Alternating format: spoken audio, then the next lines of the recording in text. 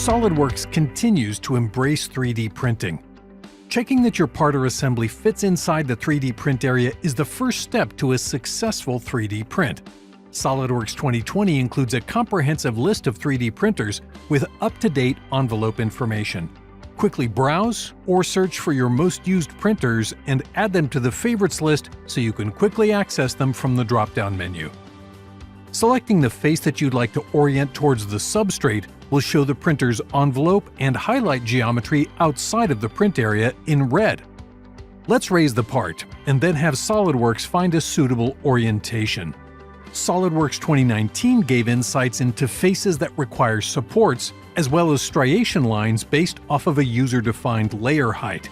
With SOLIDWORKS 2020, you can now generate slices based on precise 3D geometry, rather than having to first export to a tessellated geometry format like STL. This information can be saved in the 3MF format, an open-source XML-based format designed specifically for modern additive manufacturing. It not only stores the 3D geometric data, but also stores material, color, textures, 2D slice data, and more.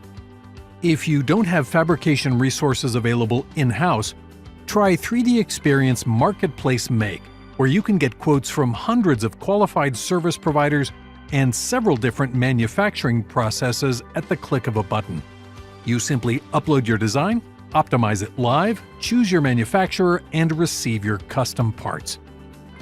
With all of these new 3D printing enhancements, SOLIDWORKS 2020 is making it even easier to go from design to prototype to manufacture.